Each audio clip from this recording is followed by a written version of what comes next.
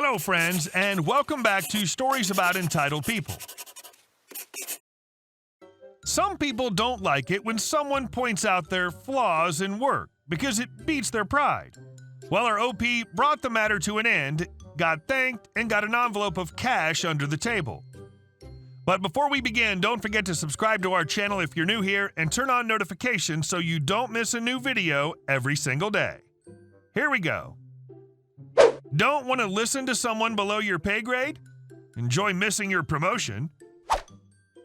This took place about 30 years ago, but I was just reminded of it while talking with some of the other gray hairs where I work. Dramatis personae. OP is me, BTD is big time designer, GGB is good guy boss. I started with my company over 30 years ago. My original position was as a draftsman. I hand drew maps, diagrams, and engineering documents that were turned into blueprints for production.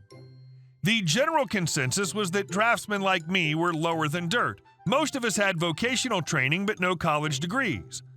Our usual work process was that a customer came to a designer and asked for something to be built. The designer consulted with an engineer, then sketched out the design and sent it to a draftsman to have a set of construction blueprints produced. The completed prints were then mailed off to the head office in a different city for review and approval. Any design that failed the approval process got mailed back to the designer for rework, and the process started all over again. Over the first few years on the job, I continued my education. I took courses specific to our industry and took in-house classes to better master our company construction standards. I steadily gained the trust and respect of the engineers and designers that I worked with. That is, until the company hired Big Time Designer.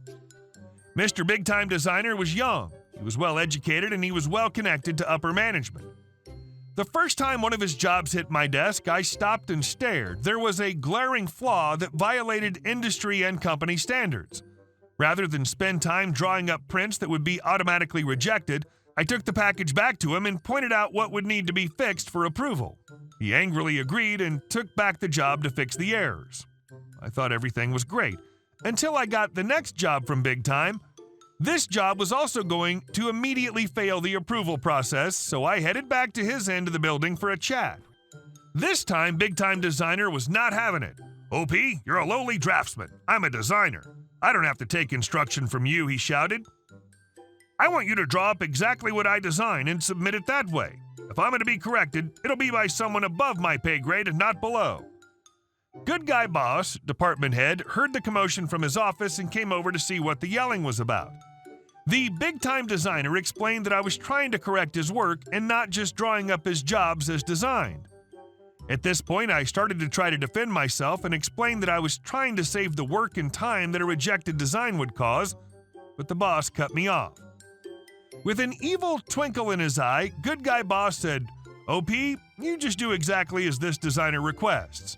If he wants the head office to correct his work, then that's just fine. Cue the malicious compliance. From that point on, I did exactly as directed. I sent off flawed designs for approval. The process for each rejection took about 1 week round trip.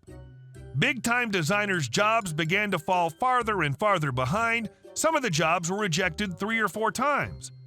I started getting calls from the head office. Hey OP, why are you sending us this junk, they asked. I explained the situation and the head office called Mr. Good Guy Boss. He confirmed that BTD was running his own show and only wanted feedback from people up the food chain and was rejecting input from lowly draftsmen regardless of their experience. The cycle continued for about 3 months, right up until time for annual performance reviews. Mr. Big Time was denied for promotion to senior designer. Over the last quarter of the year, his jobs had failed to meet customer and company deadlines. His file contained complaints from the head office for repeatedly submitting projects that not only failed our own corporate standards, but didn't meet industry standards either. A few weeks after review time, the department head, good guy boss, paid a visit to my cubicle. He plopped an envelope on my drafting table with the thank you letter that was copied to my employee file. There was also a small cash bonus. He'd been looking for a way to nail Mr. Big Time and take him down a peg. The Big Time Designer had powerful friends, and our good guy boss was reluctant to try too hard to put him in his place. By obeying BTD's wishes, I'd given the boss ammo needed to give him a legit bad review. And our second story. Keep bowling. The pro shop will fix it. Okay. When I was younger and through my early to mid-adult years, I was an avid bowler. 200 plus average back when that actually meant you were good, before the bowling ball technology boom, which comes into play here.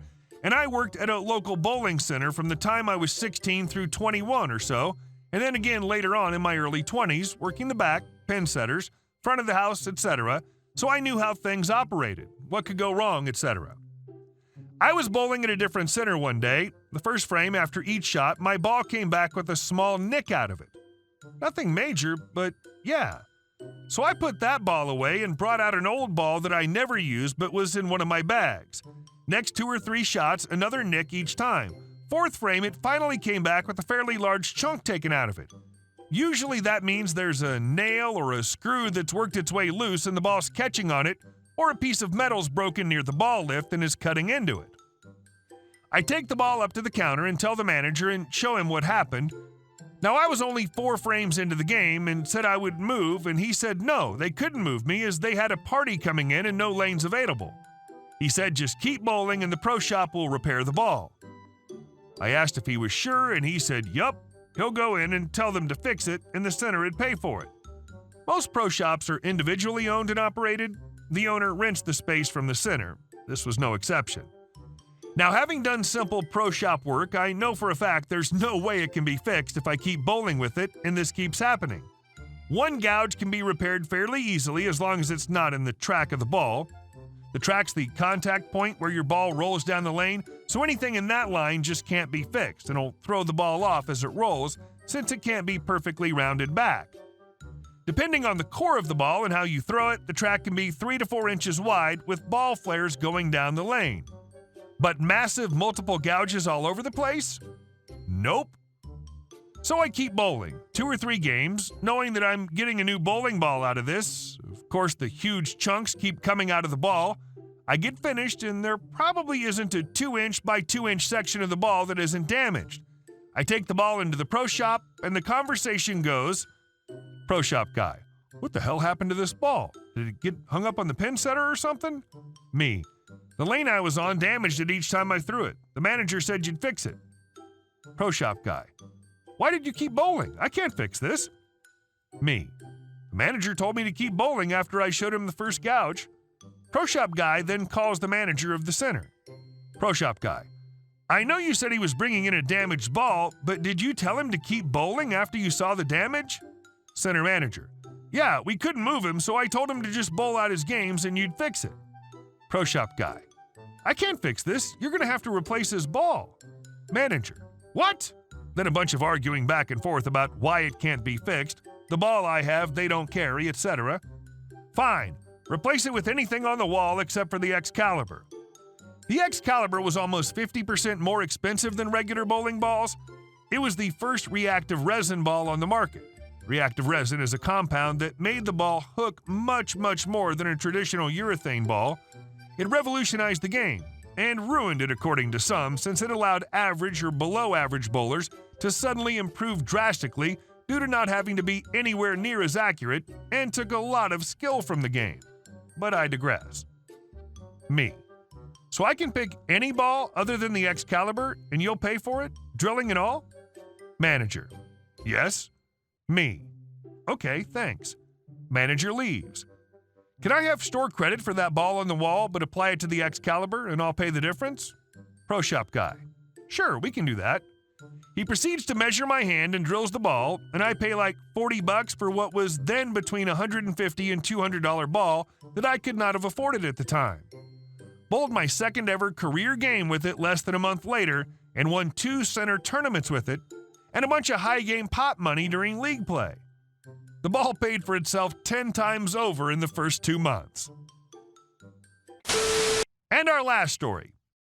Entitled tourist tries to basically shut down town's fishing and lobstering livelihood. My father works in an industry that's involved in building, but he isn't a contractor. I'm not going to specify because he'd be too easy to find. He was out at a new site in a small town on the Maine coast. The town is typical small fishing and lobstering village. It's a well-known destination for tourists. The town survives on fishing and lobstering all year around and tourism during the summer. While he was working, a woman wandered over from her very large, very expensive house next door to say hello. They got to chatting, and the woman, entitled tourist, or ET, who only lives in Maine 3 months out of the year, started complaining to my dad about the fishing and lobstering boats starting up at 4 a.m. every morning and going by her house and waking her up. Most of these boats have old diesel engines, and they're loud. She informs my father that she's complained to the town clerk about the noise and wants to ban fishermen and lobstermen from starting their motors before 8 a.m. Needless to say, this didn't set well with my father, but being a polite and considerate man, he told her that these men and women often go far out to sea to pull their traps, so they have to get up very early. Some also have secondary afternoon jobs, so going out early is their best option. This is their livelihood, and going out later would negatively impact the local economy. She was miffed and told my father that not only was she going to propose the ban at the next town meeting, but she had the money to ensure the ban would be enacted. My father chuckled and shook his head, told her it was a waste of time. Her reply? We'll just see about that. Obviously, the ban was never enacted, and she sold her house/summer home a couple years later. I'm told she was fairly well hated in the area because of her complete disregard for the town's main livelihood, and apparently after this incident, certain fishermen and lobstermen would gun their engines hard past her house early in the morning. She really thought her sleep was more important than an entire town's livelihood. She sounds like the idiot who bought a vacation home in a town famous for its beer brewery and tried to get the yearly beer festival banned. Hey guys, thank you all for watching the video. I'll see you in the next one.